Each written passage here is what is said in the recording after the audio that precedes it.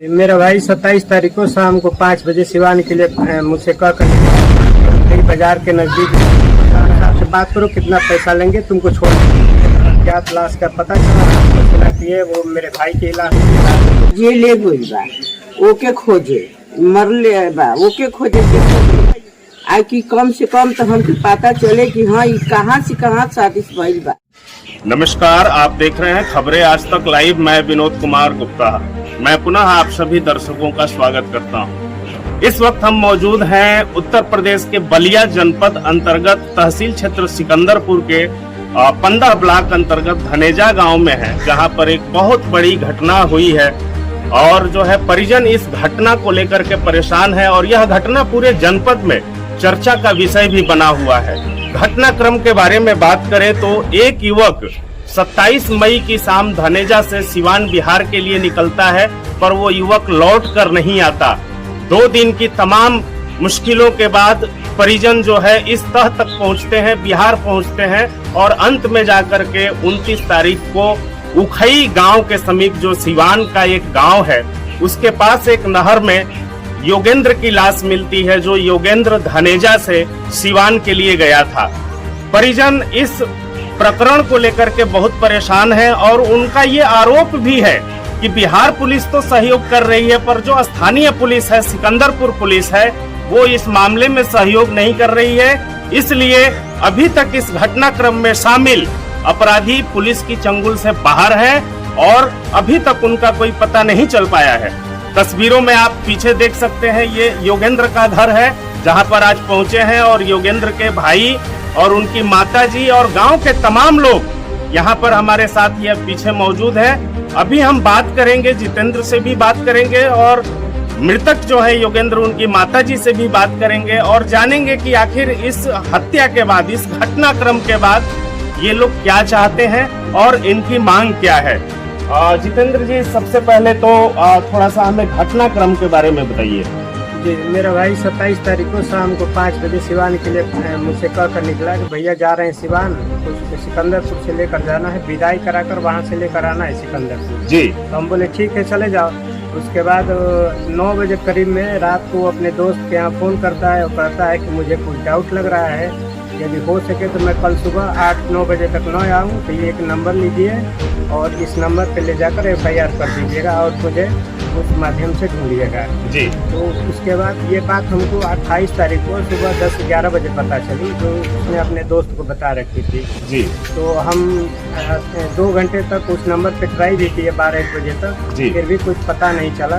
तो हम स्थानीय पुलिस सिकंदरपुर के यहाँ गए और वहाँ पे गुमशुदगी का रिपोर्ट दर्ज करवाए शाम को। जी, उसके बाद से वहाँ से लोकेशन ट्रेस हुआ तो पता चला कि सिवान के उखई बाजार के नज़दीक लोकेशन बता रहा है। तो हम लोग अपने निजी साधन से वहाँ पे गए, स्थानीय पुलिस की सहायता ली, सराय थाने के। जी, सराय थाना है वहाँ बिहार में, वहाँ से हमने मदद ली, उन्होंने हमारी मदद की। रात को 12-1 बजे ढूंढने में प्रयास भी किया, लेकिन कहीं कुछ पता नहीं चला वहाँ पे। उसके बाद सराय थाने के SHO साहब ने कहा कि कल सुबह आइए, 29 तारीख की सुबह 10 बजे आइए, हम आपकी भरपूर मदद करेंगे। 29 तारीख को हम लोग वहाँ पे पहुँचे उनके यहाँ, तो उन्होंने कहा कि देखिए ये इस नंबर से आपके भाई पर फोन आया था। जी, जो नंबर, जिस नंबर से फोन करके बुकिंग किया था, वो रहने वाला है सिमरिया गांव का, जो कि नौतन थाने के अंतर्गत आता है। तो आप लोग चले जाइए नौतन थाने, वहाँ के SHO से बात करवाइएगा मेरी, मैं आपकी पूरी बात बताऊंगा, वो आपकी मदद करेंगे। जी, हम 29 तारीख को वहाँ पे गए SHO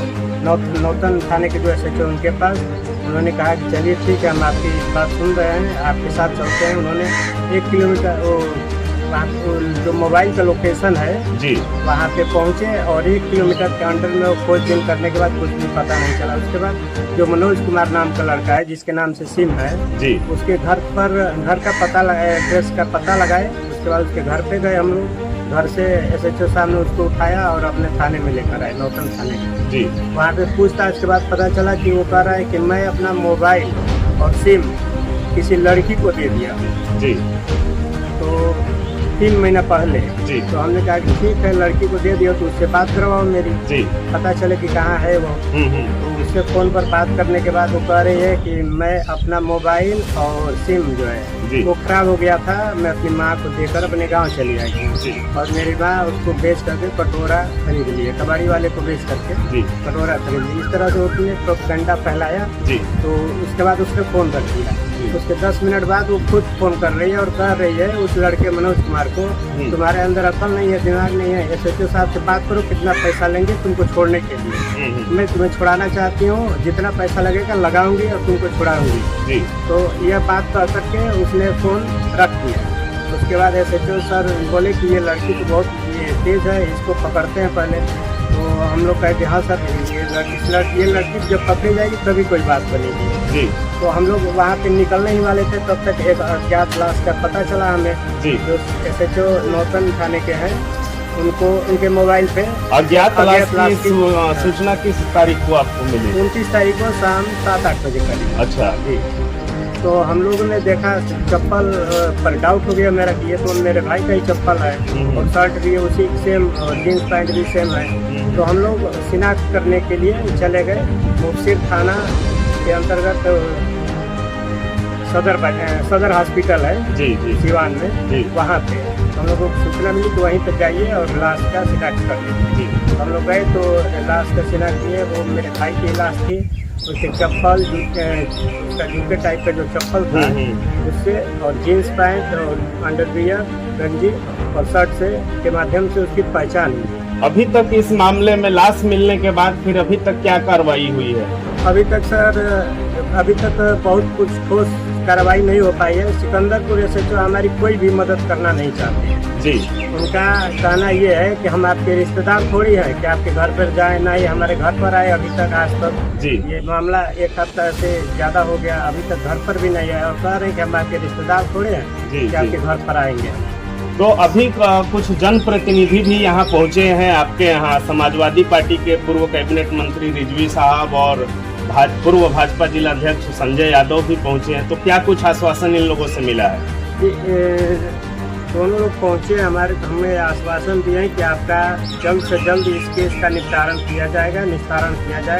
हम लोग अपने आला अधिकारियों से बात कर रहे हैं, आपका काम बहुत जल्द से जल्द इस राज का पर्दा उठेगा। आपने सिकंदरपुर पुलिस पर जो आरोप लगा रहे हैं कि पुलिस सहयोग नहीं कर पा रही है और सहयोग नहीं करना चाहती है, तो ऐसा क्यों आप ऐसा आरोप लगा रहे हैं सिकंदरपुर पुलिस पर? क्या रवैया है उनका? हम लोग जब थाने पर जाते हैं सिकंदरपुर तो कहते हैं थानेदार साहब कि आप हमसे क्या चाहते हैं। तो हमसे पूछ रहे हैं कि आप हमसे क्या चाहते हैं, जबकि हम उनके ऊपर डिपेंड है कि भाई आप तो हमारी मदद कीजिए उसको खोजने में, क्योंकि लड़का यहीं से निकला है।